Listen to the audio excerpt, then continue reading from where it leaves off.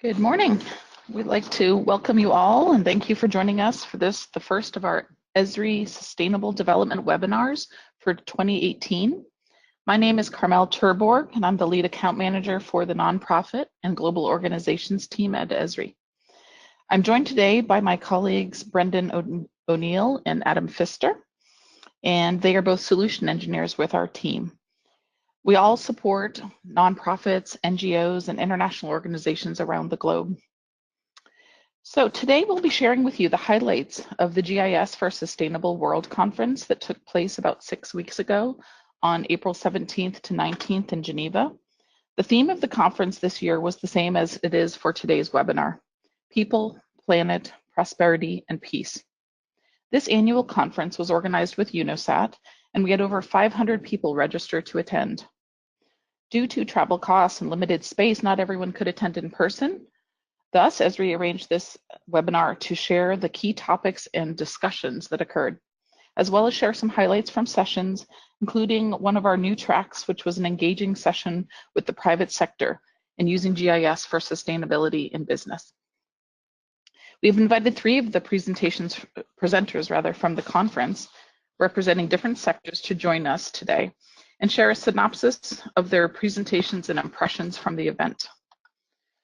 First, we will be joined by Cedric Vidone from UNHCR, and he'll be sharing his work with Esri Story Maps and representing the international organizations in the humanitarian community who are using GIS in many aspects of their work, from field data collection to communications about humanitarian crises.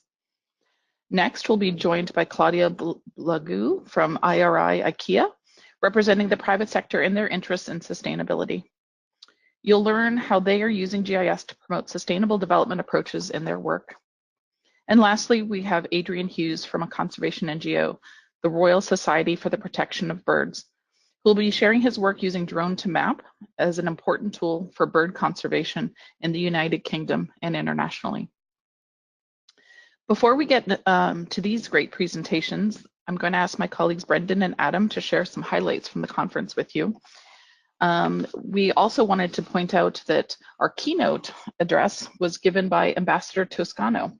He is the director of the Geneva International Center for Humanitarian Demining, and I will share with you in a moment in the chat a link to his speech so that you can read that yourself after our webinar.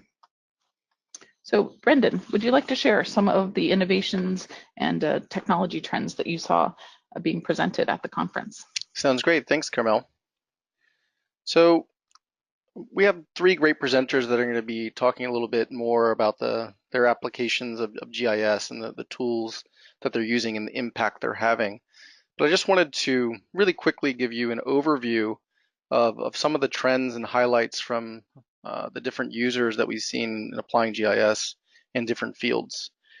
I think one of the big topics that we saw, or one of the big discussion points that we had in both the presentations but also in side conversations, was around field data collection.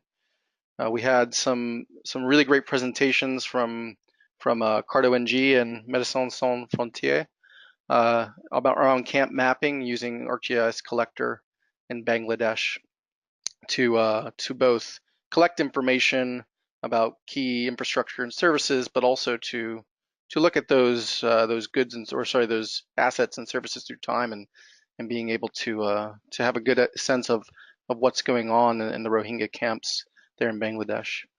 We also saw the Lebanese Red Cross. They were one of our keynote speakers. They've got some great story maps that we'll share with you and some of the resources after the webinar that kind of talk about how they're using GIS in a number of different ways. But one of the key things they're doing is using Survey 123 in their disaster risk reduction activities. So going into an area post-disaster and having a look at key infrastructure and seeing how it's been impacted, so that they can mobilize resources, often limited resources, to alleviate situations in disaster recovery. Drones were a big topic last year, and I think they're continued to be a topic. We kind of see it as the democratization of imagery, really. The ability to deploy relatively inexpensive hardware and then use tools like drone to map to create high resolution information products in both 2 dimensions and 3 dimensions, sometimes multispectral, to contribute to things like smallholder farming. So we saw a great presentation by We Robotics discussing how they're not only using drone technology to assist with smallholder farming in Tanzania, but really building that local capacity there so that the technology, the applications of the technology is sustainable. So we're going to be hearing from Adrian later from the Royal Society for Protection of Birds.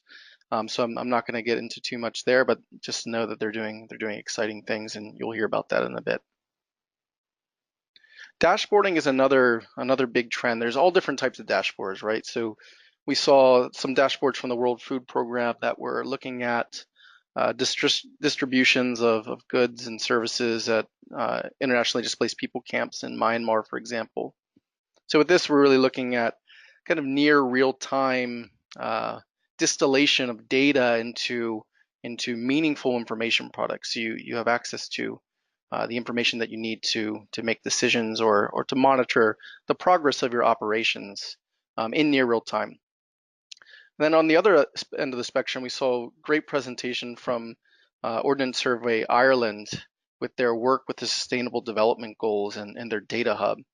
It's really a fantastic example of how you can use geospatial technology to report on the Sustainable Development Goals. And they showed their national data hub, but that rolls up into a larger data hub for the SDGs that is run by the UN Statistical Division. We'll share out those links in the follow-up. That I encourage you to take a look at those great examples. We saw a lot of story maps being used as a presentation tool, as you'll see later with Cedric's piece, but also as a tool for community engagement, stakeholder engagement, donor engagement. We saw a great example from the Joint Research Center where they were talking about or communicating, socializing this idea of building knowledge for the Sustainable Development Goals in Africa. And lastly, we talk about these different elements, whether it's drones or dashboards or field data collection.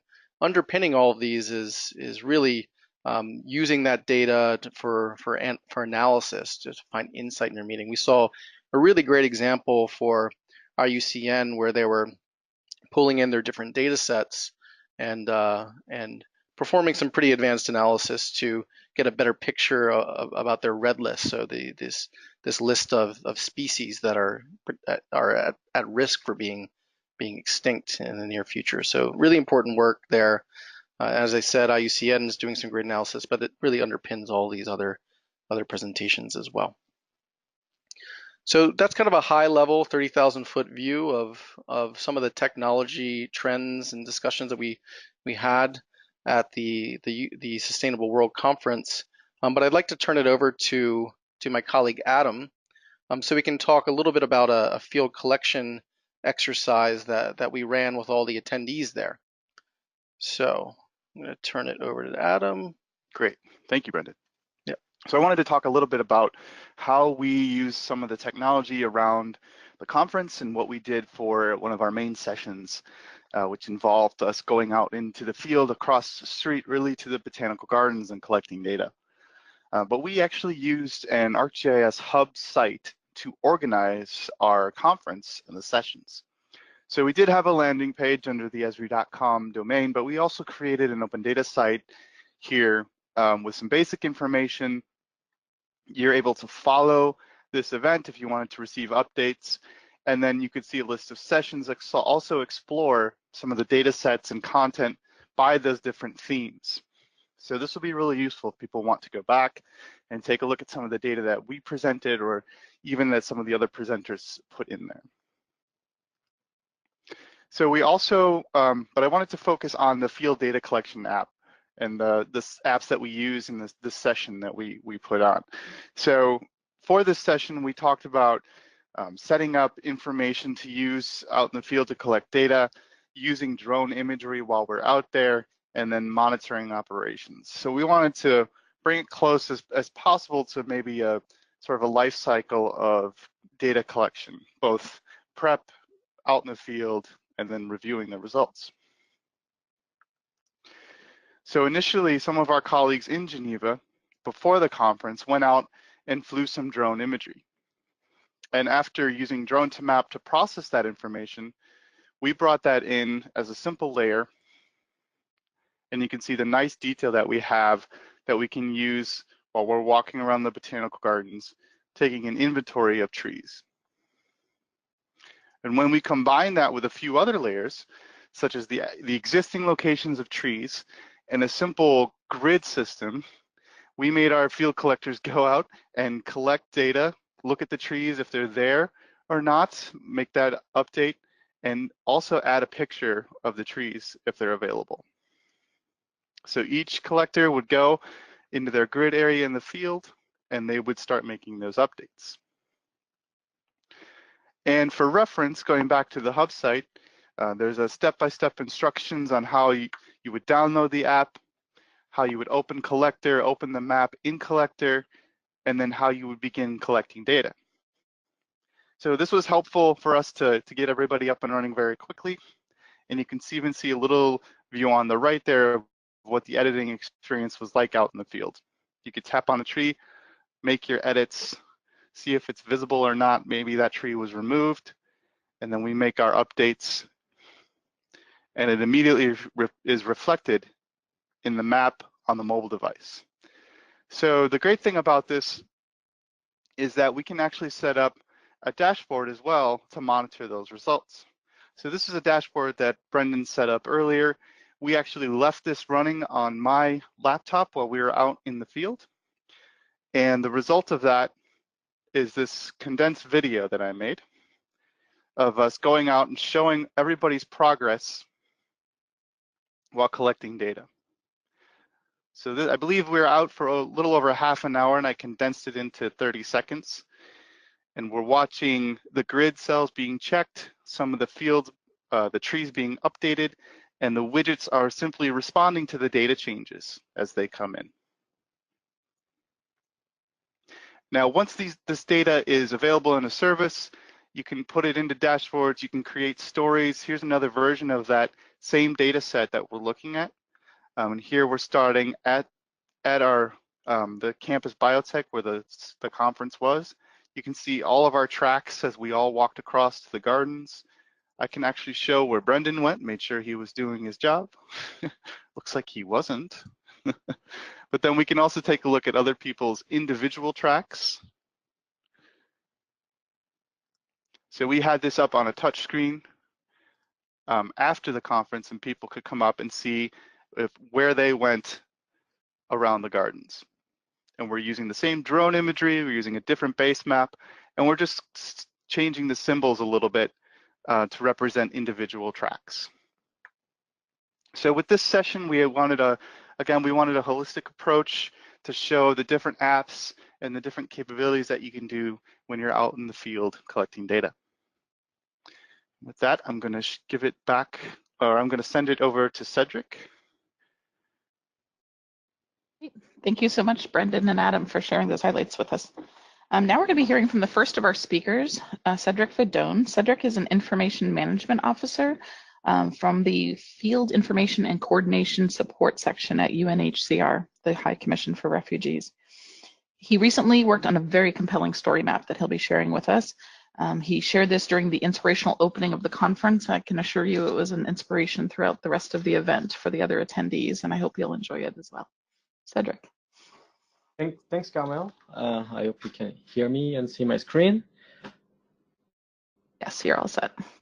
Cool. So yeah, actually we would like to share with you how we actually use Esri and more like ArcGIS online technology in an emergency context like the one in Bangladesh. In Bangladesh, UNHCR is facing one of the most complicated situation for a few decades now, with an emergency of a magnitude and a suddenness that hasn't been we haven't seen for years now. So in that context, we needed a tool or product that could give us an overview of the situation to better understand the complexity of the situation. and also a quick analysis of what the monsoon was going to trigger, because we did that map, story map a few months ago, and now the monsoon has started there, but we already knew at the time that the monsoon was going to hit the region, so we needed to know what was going to happen there. So we were already using ArcGIS Online technology for data collection and other use over there. So it makes sense for us to use that technology and create a compelling story map of what the situation was like over there.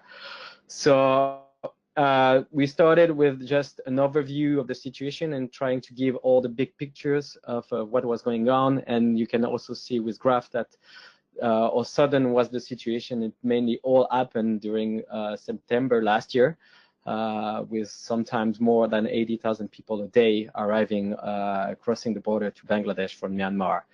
It was also the beauty of the story map and this cascade template is those immersive section where you can actually, put some context with pictures, and you can actually show that the size of the camp that is pretty enormous right now, and also include more like map and what's going on the ground and the new shelter that have been built during that small period of time.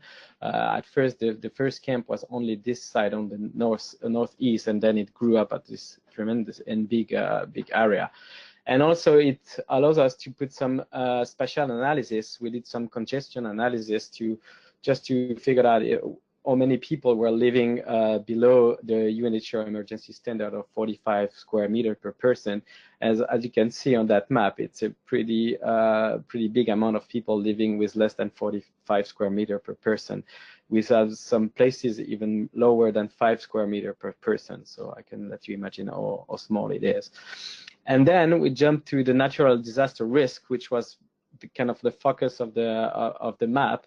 And we wanted to know what this monsoon season was going to, what it's going to trigger in the camp, knowing that, like 72% of the rainy season happened between June and September, with some really high precipitation almost up to 1,000 millimeters in July. So this could trigger a couple of risks from flash flood to landslide to so we wanted to know what was going to happen there, and we did a quick spatial analysis highlighting all the landslide areas that were be affecting, and also all the flood area that represent almost 30% of the site, which is a tremendous amount, and put a lot of people in danger. And that actually also highlighted that on top of the landslide and flood affected people, we will result with a lot of people isolated from access to assistance. After that, we also did a 3D model. That was a simple one, so it's not the most scientific one, but it gives you the idea on how high the water could go if all that rain coming, which is quite scary.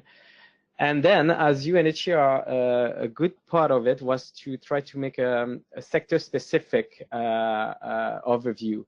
And this kind of sector-specific overview actually raised challenges, and we figured out that I guess most of you are facing too within your agency, is that all the data are really siloed, and this is where ArcGIS Online could really help us, because we could sell an added value. If you share your data, we can then create products like those maps, or the one that you will see further with the wash, where you can actually use, this is all my end pumps in the camp, and I can know which ones are functioning and which one are not, and if they are closer to the habitation as they should be, and all that stuff. And this is a real added value, and it really helped us sell the product, because even though we had all the technical, everything was under control on the technical side, and we had this request for this product, it's been really difficult to actually publish this product at first, because it was somehow the first time that we were presenting the data as visually as it is on that map, because here you can see everything. And we got a lot of internal resistance to publish that map. So I think it's somehow a good lesson learned that it's not always about the technology and the new fancy product. It's sometimes you have to really fight for the buy-in internally before you can actually publish a product like this. And so far, this product has been a great success. We have translated it now into 4 languages, and it has been Story Map of the Month of Esri Story Map of the Month in last April. And I think it opens a lot of new way for new UNHCR to access a wider audience on a really specific and operational topics. And for us, it creates new communication perspective that will most likely end up with a closer relationship between the technical sectors and the public information side. So I will now pass the present to Claudia, I guess. Am I right? Great. Yes, indeed. Thanks so much, Cedric, for sharing this. And I will put in the chat the link to this existing story map for you to be able to take a look at after our webinar. So now we're going to be hearing from Claudia Balu from IRI IKEA. After receiving her master's degree in cartography and GIS in 2011, she worked for a number of years for different organizations and then joined IRI Forest Management, which is part of the IKEA group, in 2015. And since then, she's been responsible for various GIS projects across the organization and assured support for all the departments in the company, including compliance and sustainability.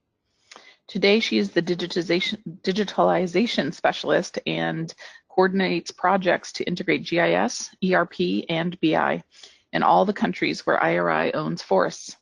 And she presented this talk that she's going to share with you in the Applied GIS Lightning session. And she also supported the private sector track as well with a presentation. So Claudia, please share your screen. I don't know if you see my screen. So yes, we can a little bit. You can just go full screen now. Yep.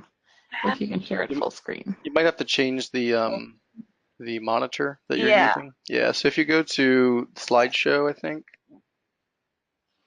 Let me see. And maybe go trying to do that. Yeah, there's the I think that's the area there where it monitors, but it's not coming up. Yeah. Let's see if it's working like this. Maybe because I'm clicking it and yeah,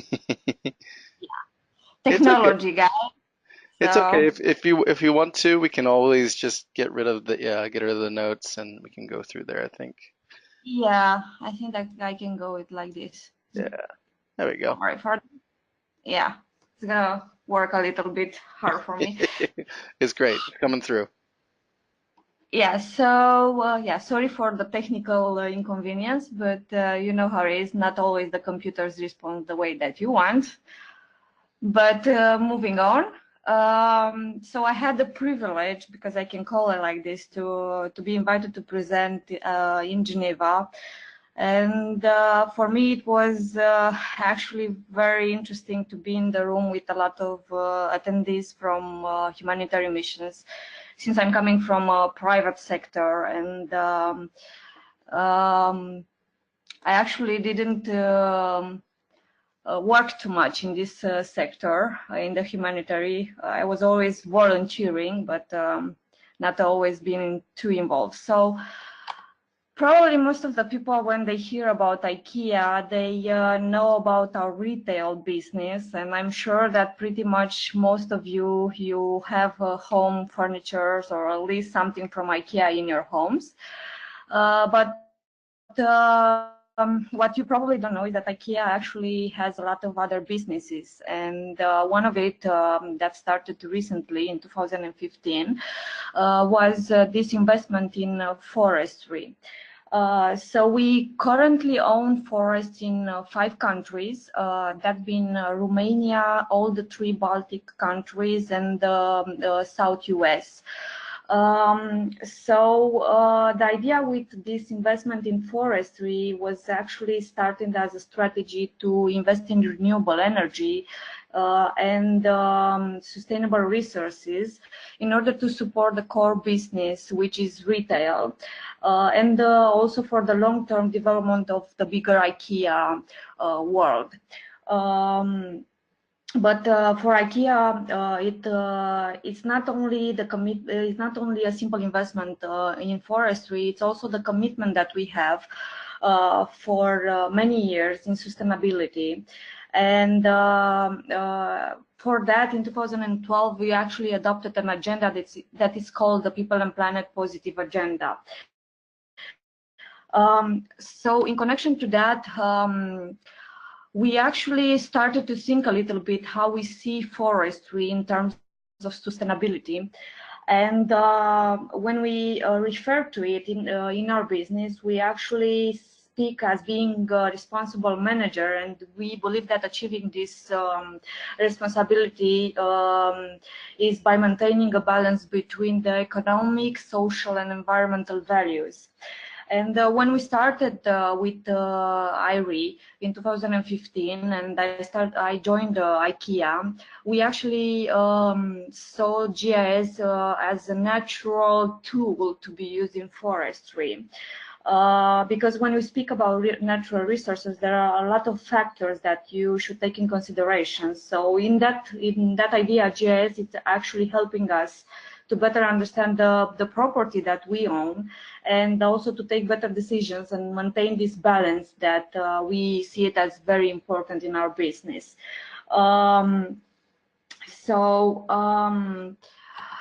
In IKEA, there is a concept that is called the democratic design. And this democratic design actually it's a combination between form, function, quality, and sustainability, all that at an affordable price. Why I'm saying this? Because IKEA is designing furniture, okay? But when we speak about forestry, we thought about what should be our democratic design when we speak about our internal system that we use. So we realized that actually, in a way, GIS is actually our democratic design because of the many functions that it has and the way that it helps us improve our business. We kind of see GIS as a platform to share data in a transparent way, and as part of our FSC commitment, because all our property are FSC certified or on the way to be certified. And the FSC commitment, it's a way to share our values, and because we want to be transparent with the way that we manage the forest. We see GIS as the tool that can help us achieve that. And the openness and transparency is actually the key that we see that creates this trust within the communities where we work. So we realize that the land that we own, meaning the forest, is not just an asset like any other assets. It comes with a lot of responsibility in order to manage it, and in a way that people accept us as guardians of the natural resources for the longer term. Actually, GIS can help us to create this transparency towards our stakeholders by mapping our information in an understandable way towards authorities or the general public. So when we started our journey with our GIS, we only used a local database that was on my computer, so I was the one providing a lot of information and creating support for all the departments in the company. But what struck me was the fact that, as you see on the top pictures, I have some pictures with some books that were actually handwritten by my colleagues in the field.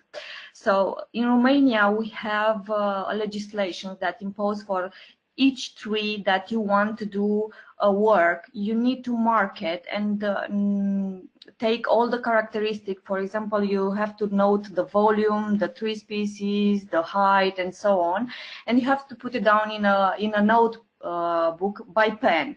And my colleagues were spending, for this particular picture, he spent around 3 months in the field. And when we started to implement the ArcGIS online with, we have an ArcGIS server, and we started to use collector and in a combination with survey 123. He actually managed to reduce for every 1,000 trees 2 hours of work in the field. So you can imagine that at the end of the day, we managed to save a lot of time on his daily work. So in 2015, we didn't have too much development in the GIS side, but in 2017, we actually managed to implement the ArcGIS server with all the applications that are coming with. And we are using it to collect information in real time from field, so that we can take better decision and fast decision related to our property. And the most important part related to sustainability was the fact that we managed to use GIS in order to obtain our FSC certification, because we were able to actually map all the high conservation value forests and all the associated elements, biodiversity elements with our forest. So it was a very good tool in the moment of our certification. And related to what we use today, we actually have a lot of tools that we use, like dashboard. We use a lot of web apps. We use a lot of surveys where we collect information from field, but we also use some drones. Recently we acquired a drone, and we are trying to capture a lot of information with it. Basically, at the beginning, we started to use it for monitoring and surveillance, but now we are trying to see how much we can expand it to run a different analysis. So one of my managers asked me, how do I see the link between GIS and sustainability? Well, to be honest, when he asked me that, I stayed a little bit to think about it, and for me, let's say in the ideal situation, we would have the full information about the environmental and social network around our property. And in this ideal situation, we can have a very easy make assessments on every impact that we can have with the decision on the long-term agenda. But we don't have that. I mean, the access to the information is still a little bit hard in some of the Eastern European countries. But I think that we are on the way to achieve that, because we are using some very good tools in the GIS side, and Esri products were very helpful in that idea for our agenda.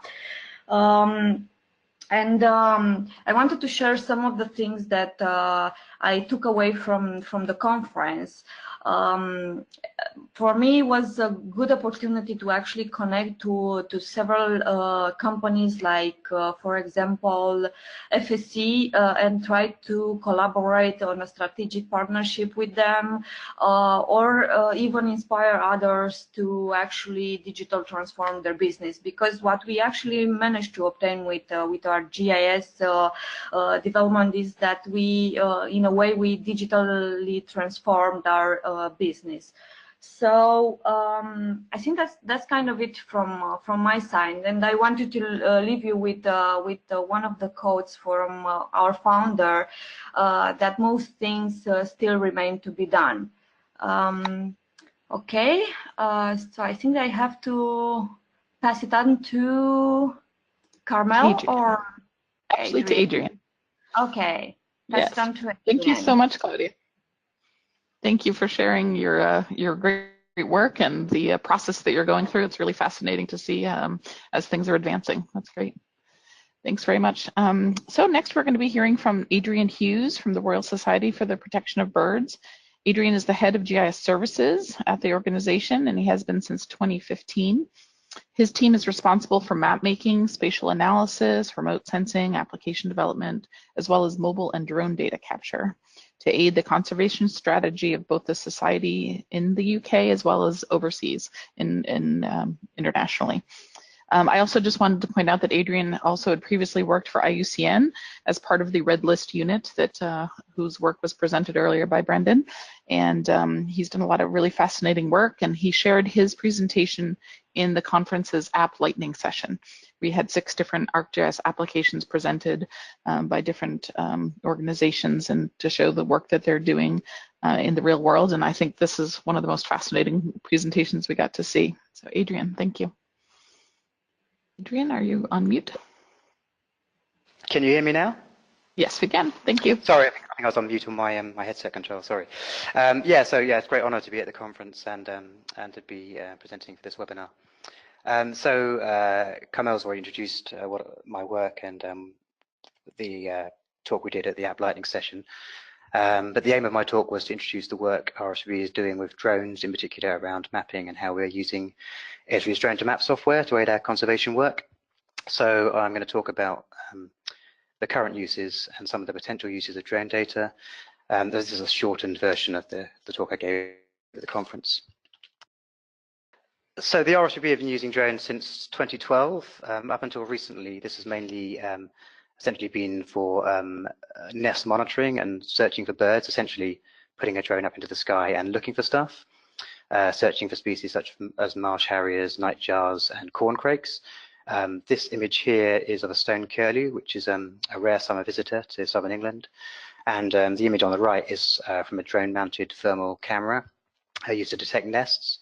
So here you can easily see the warmer eggs, which are displayed by this type of sensor. So this isn't really GIS. This is really, as I said, just using a drone to look for stuff. But I guess what's changed in recent years is the availability of these cheaper, ready-to-go, off-the-shelf, consumer-grade models of drones. Here we see the DJI Mavic Pro, which is a very small drone which can easily fit into a small bag, really useful for going out into sort of more remote areas. And there's also been a great improvement in the cameras that are available on drones. These cameras, again, the consumer-grade ones you can buy in shops, have improved greatly, and they're also interchangeable with different types of sensor. There's also been a great improvement in the GPS location accuracy of drones and the ability for the drone to pass on this GPS information to the individual images that the drone acquires. So really, in recent years, drones have been quite a game changer really across many industries in terms of data capture. So the basic workflow essentially is using what's called mission planning software, where essentially you fly your drone over an area of interest, normally in sort of this kind of grid-like lawnmower pattern. So to capture images for mapping purposes, it's vital that there's an overlap between the images. The amount of overlap depends on the purpose, but generally it's not less than 70%. This software, this mission planning software, allows you to sort of quite easily do this. It'd be quite difficult to do that manually. And while it's important to be able to have manual control of your drone, when it comes to producing sort of mapping products, you really need this mission planning software. Another key aspect of mission planning is the ability to rerun identical missions. So that makes it much, that's really essential for getting better results if you're monitoring change, making your results more comparable. So once you've kind of acquired your imagery from your drone, the next key step in terms of GIS really is to do some image processing, essentially stitching those individual images together to form this one mapping layer called an orthomosaic. So this is where Esri's drone to map software comes in, and it's a very kind of intuitive piece of software, and you can really sort of very quickly fly your drone, stitch the imagery together, and then publish to ArcGIS Online. And drone to map sort of allows you to create sort of a various number of products. I just mentioned the kind of the orthomosaic products, but also you can create 3D point clouds, smart inspection photos, and something that I'll talk about in a minute, digital surface models. And there are a number of, there's quite a lot of software out there that does this image processing. But what attracted us to drone to map was the integration with the other Esri software. So for example, the ability to, once you've created these products, to publish them to ArcGIS Online and then share them with other apps. So we saw this, this was quite nicely shown at the conference. Adam was talking about it earlier, the field collection session where, we flew a drone, Esri flew a drone, it was published to ArcGIS Online, and then that data was available in Collector app for people to do some field collection. So that's really quite a key aspect of drone to map for us. So for our organization, I think one of the key benefits of drones is this is for aerial imagery. So aerial imagery is really important for us in terms of monitoring change on our reserves. This image here is from one of our Scottish reserves, Forsonard, and this is imagery of some heather moorland. This image has been published to ArcGIS Online, and now it's being shown in our sort of corporate web GIS application, Merlin. And this allows us to overlay lots of other contextual layers with the drone imagery, such as archaeology, geology, protected area, boundaries, land ownership, all kinds of things. So that's really quite powerful. We pay quite a lot of money to have plane flown aerial imagery for all our reserves, which is really useful. But these types of data are often 3 to 5 year update cycles. We also have no control over the date the images are acquired. So what drones allow us to do is essentially, well, weather permitting, allows us to pick the time when we can fly the drone, and also offers higher resolution imagery as well than the plane. And it's generally it's a lot cheaper, even though there's an initial outlay for buying the drone. Putting a drone up in the air is a lot cheaper than putting a plane up in the air. So this has been really useful for us. So going beyond talking about just simple aerial imagery, there's much more we can do with drone imagery using a process called photogrammetry. So photogrammetry is a science of making measurements from photos. It's not new. It's it's as old as photography itself, but it uses the same principle as the human eye or 3D videos. By taking multiple images of the same location, you can create this depth perception. Essentially, multiple images are combined to create a 3D model of the surface. And digital and drone to map can also produce these types of images very easily from drone imagery. So how do we use these? Digital surface models in RFGB? Well, they give a perspective of the terrain that's not possible with the 2D images. Very useful for working in sort of upland areas, and it's also very useful for habitat management and flood management. So, for example, in some of our reserves, we need to create wetland areas to attract birds. So having these kind of terrain models helps us engineer those sites to increase flooding. There's also other examples where we are re-engineering river courses to go back to their natural and more meandering course to aid sort of wildlife recovery. So those are kind of the 2 main uses we're using for the digital surface models. Another quite sort of new area is looking at habitat classification of drone imagery. So this image here is of one of our reserves, one of our Scottish reserves, Abernethy, showing a peatland area. And here we're actually, this is a drone image that we flew over the reserve, and we've been using the image classification tools in ArcGIS Pro to essentially identify different habitats from the drone imagery. So essentially you're using machine learning to train the GIS software to associate certain colors, certain pixel colors with different habitat types, and then the software is able to create a habitat map of the area. So this is really useful for picking out different habitat types. So in this case, we're trying to pick out the pink peat areas. So we're trying to restore peatland areas in the reserves to help aid habitat management, and also help in terms of mitigating climate change, because peat is a sort of a carbon sequester. So by increasing peatland areas, we're helping to mitigate climate change.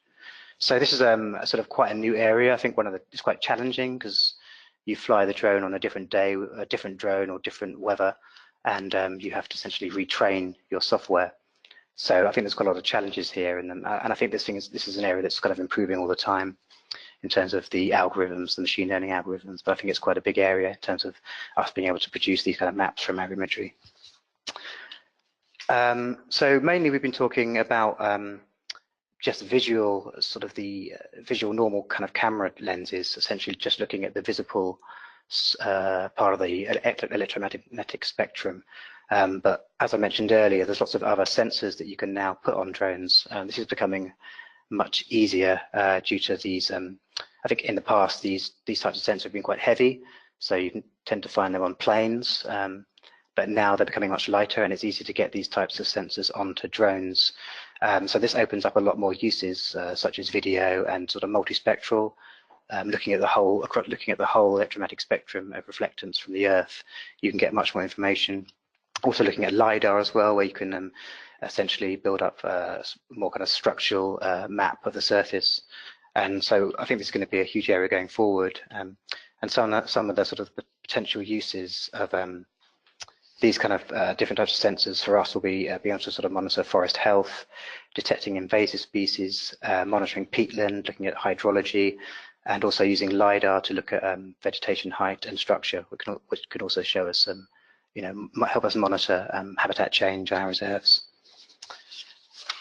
So that was quite a bit of a whiz through. There's lots of stuff I sort of haven't mentioned, such as, you know, legalities, operational guidance, different models, batteries, wildlife disturbance, which is a big thing for us.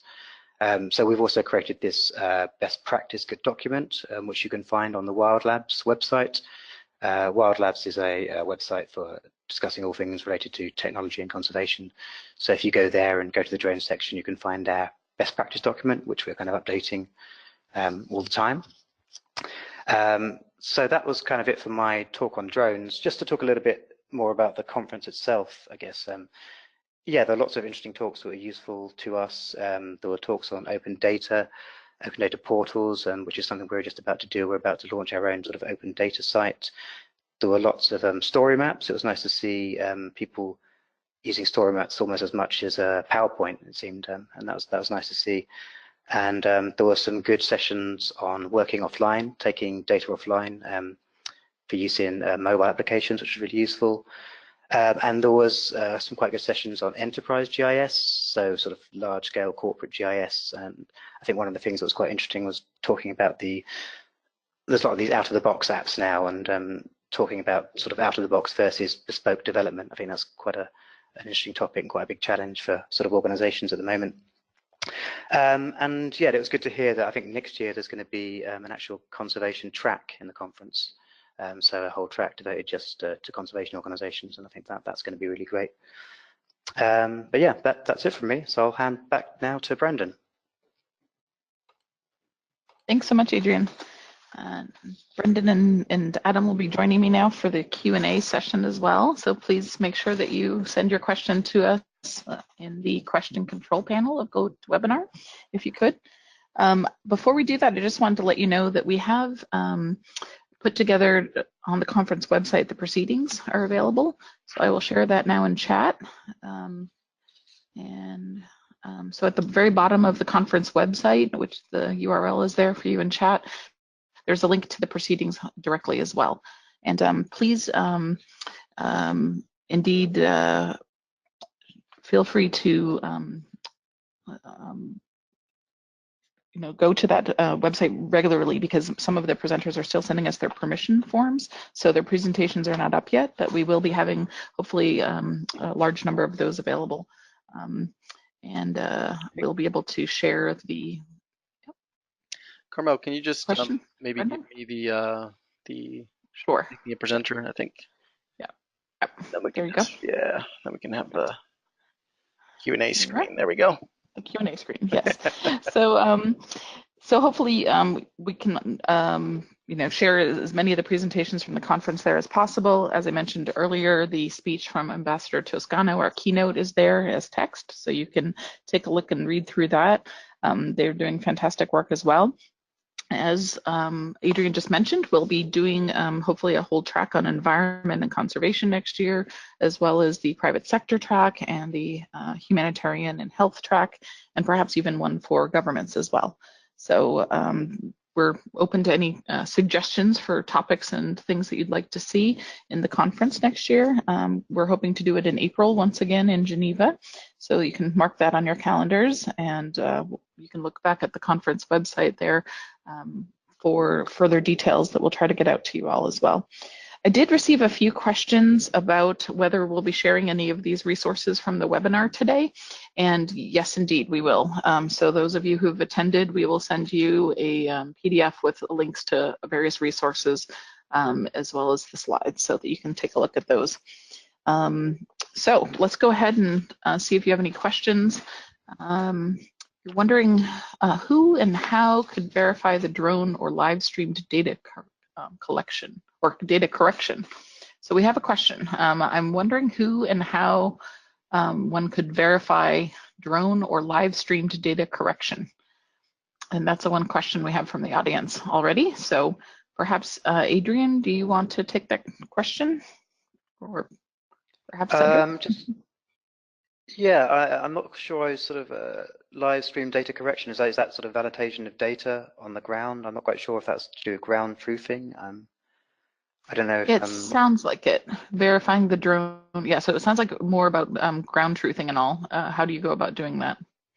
Right. Yeah, I think in terms of our organization, we have quite good base maps for the UK from Ordnance Survey. So that's one of the main, I guess, we're not really working at a very high precision. A lot of the stuff we're doing is, it's not like survey level centimeter precision.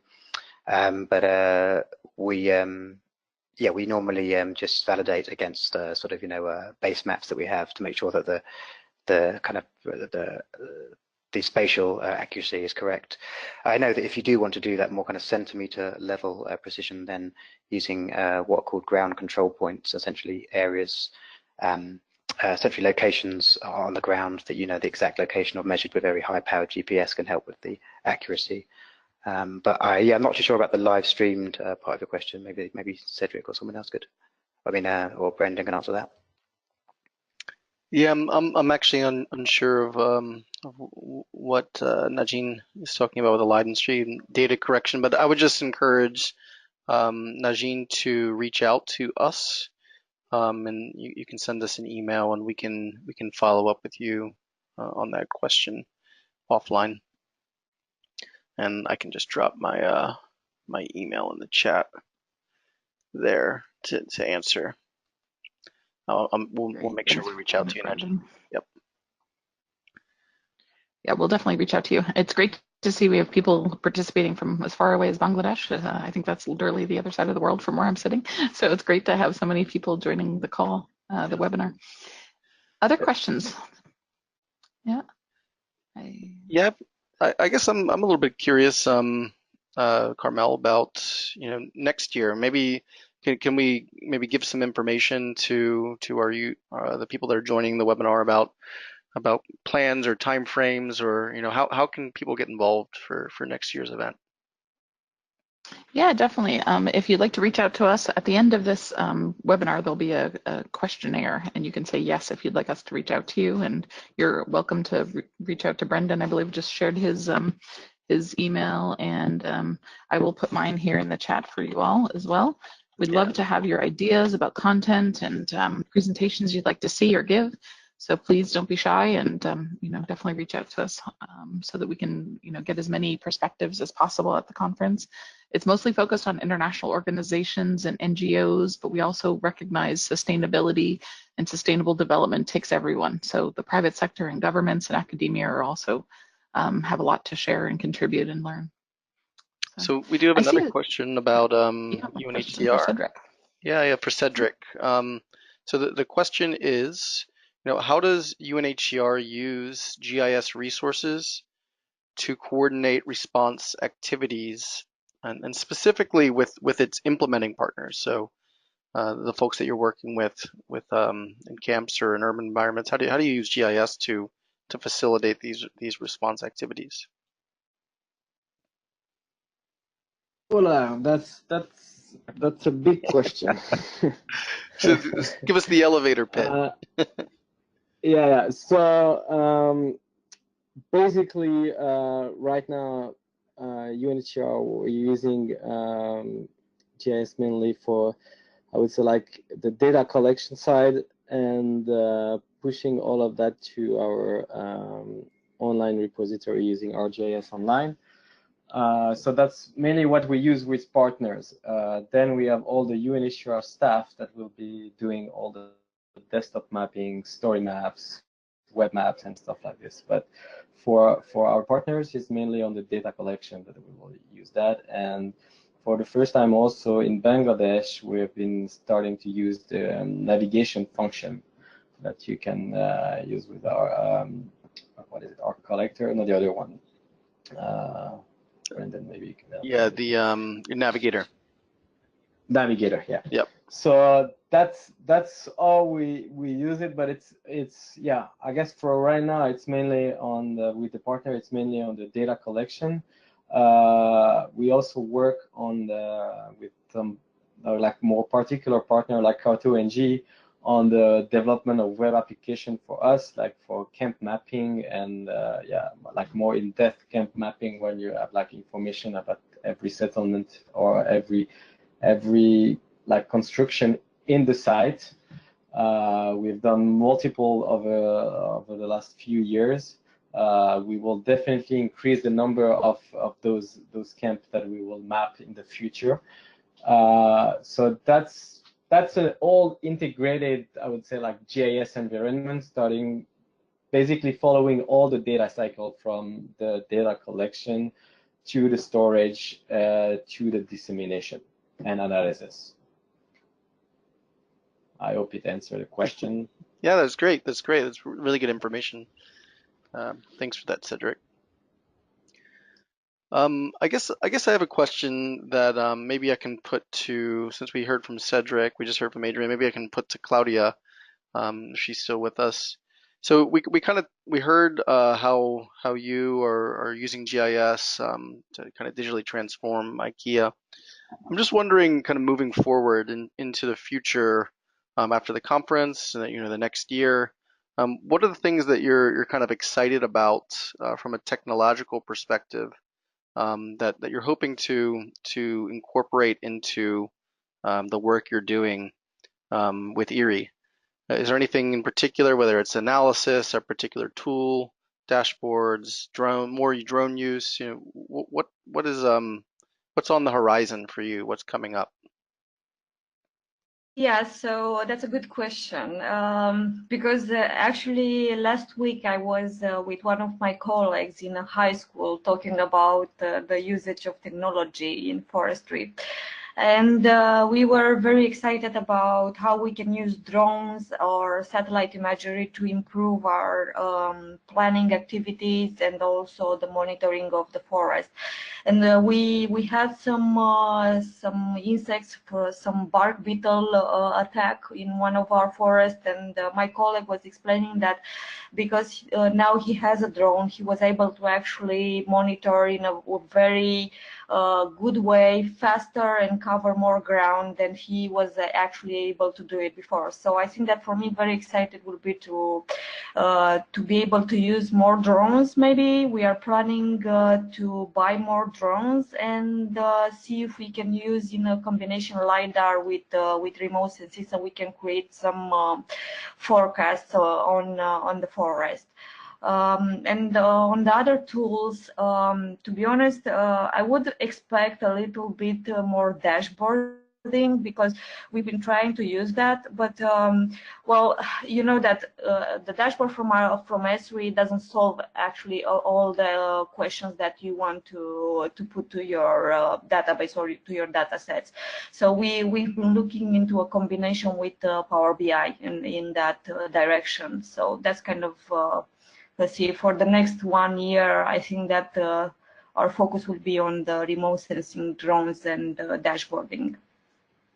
Great. Yeah, that's really interesting, and that kind of moving into different data sources, but also maybe different tools that can leverage your data, your GIS data, like Power BI, the integration there, that can kind of fill in the gaps a little bit for what you need. Interesting. Adrian, I'm a little bit curious from your perspective as well in the conservation space, particular with your organization. What are some of the new geospatial technologies, or maybe not new geospatial technologies, but underutilized, or places where you're looking to grow into? Whether from it's a planning perspective, operations, monitoring, communication. Is there anything that you're particularly excited about leading up to kind of next year? Yeah, I think one of the big things for us is mobile data collection. We've done a few sort of small projects using Collector and Server 123, but I think we really need to sort of scale that up, and or we really want to make mobile data collection kind of ubiquitous and kind of like a normal it's still seen as quite a new thing, and I think that's something we really want to change. And I think that it seems that the Esri products do offer that, and I think that's something that we're quite excited about. Also, I think remote sensing, is something that we've sort of started to look at, but I think as I kind of mentioned with the drones, something that seems to be really important to us is change detection and being able to have alerts when something changes on our reserves. So if deforestation, things like this, changing in farming practices, and trying to use more of the kind of readily available remote sensing data and some of this new kind of machine learning kind of processes to kind of see if we can really kind of do something there. I think that's quite an exciting area. Yeah, that's interesting, because I think one of the things we heard at the conference was, drones have a great role to play in the sense that they're inexpensive. They can create high resolution information products.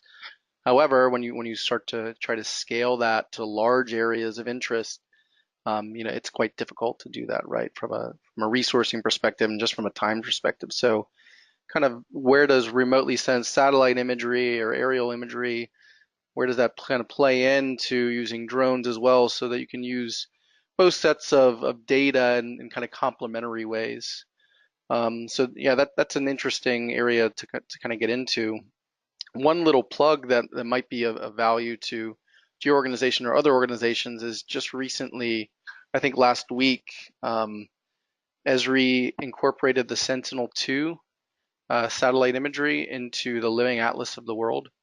So you can directly access that multispectral, I think 10-meter and 30-meter resolution global data set for, I think, the last 14 months. So if you're doing any multispectral analysis, that's a nice little data catalog that might be helpful. I just thought it might be useful to you all, and we can maybe share that as well in the resources, a link to some of the documentation and blog posts for that. Well, I think we're kind of coming near the end of time, so maybe I'll turn it over to Carmel to kind of wrap things up. Sure. Yeah, I did notice that there was a couple of other questions I want to make sure that we answer. Go through there was one for Cedric. That's okay. For Cedric, there was a question. Have you used drone data collection in Bangladesh for the Rohingya camp to make a map? Yes, so the drone have been used extensively in Bangladesh, mainly to get a clear picture of the camp, because most of the time in the regions it's difficult to get satellite imagery. So we have been using drone over there to get good quality imagery. I think they are still flying once a month a drone over there in partnership with IOM. It's not really directly UNHCR, but we're using drone in Bangladesh. Great, thanks for that. We also had a student from Ghana ask, how do I get involved directly in GIS activities, especially to build his capacity as a student researcher? And I will be certain to send you, Gordon, some resources after the webinar and some ideas about that. Hopefully you can also share it with your fellow colleagues and so forth. That'd be great. Unfortunately, we missed the opportunity to help one person, they've left the call, about they had a question about mission planning software. Perhaps that was a question to Adrian, since he mentioned that. So we'll try to connect you with that person after the webinar. I apologize that we didn't get to that one. So I think that's the summary of all the questions, except we did have one more. With respect to conservation activities, are any of your organizations using GIS for citizen science initiatives? Perhaps Adrian's best to answer that, but maybe the others are doing some citizen science work as well. Yeah, we want to do more of that. We do have one big initiative that we do every year called Big Garden Birdwatch, where the whole of it's millions of people get involved and sort of tell us over a weekend what they saw in their garden, and then that forms quite an important data set. But we want to do a lot more, and I think that's where this the open data and the ArcGIS hub. Something that it sounds like it's something that could really help sort of engage supporters and engage citizens with your data and collecting their own data. So yeah, I think it's going to be quite a big thing going forward for us. Thank you very much for that. I did find the announcement about the Sentinel-2 imagery services and shared that in the chat if you'd like to look there. And lastly, I just shared our citizen science resources blog, which was updated not too long ago by our colleague of ours. So that's available as well. Let's see, I have one more question. Let's see, it says, are there already some tools from Esri to model the Sentinel-free images to filter automatically different environmental features? That was a question. Brendan or Adam, do you know if they've done more with that? I know it's so new. Perhaps we don't have the tools out as well. So as part of the Sentinel catalog, there's already a whole set of dynamically range adjusted functions that are applied to them. So essentially you can look at agricultural indices, you can look at water indices, you can look at bathymetry, geology. So all of these functions they come with the services. So you'd be able to pull those directly into ArcGIS Online, for example, ArcGIS Pro, and be able to view these different functions dynamically. With that, you're also able to perform your own analysis. So if you wanted to do some sort of masking for certain values on NDVI, for example, it's really straightforward to access those raster function tools directly in ArcGIS Pro, and you can dynamically apply those to the catalog. So I guess in short, there are I think a series of 10 or 15 different functions that do anything from agricultural indices, from water industry indices, as well as natural color. But then if you want to get into more specific masking and other management or analytical functions to apply to those images, they're all accessible in ArcGIS Pro in the imagery tab there. So yeah, they're ready to go for analysis. That's a great question. I just found our Explorer for Sentinel-2 application. So I'm kind of doing some real-time searches here. And so there's more information about those different tools and the Explorer app that you can take a look at as well. So great. I think that's it for questions. Anything further that our presenters would like to cover before we do a wrap-up?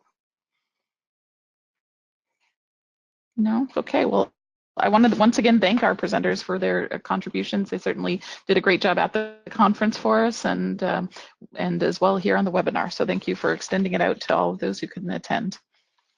So thanks everyone for attending.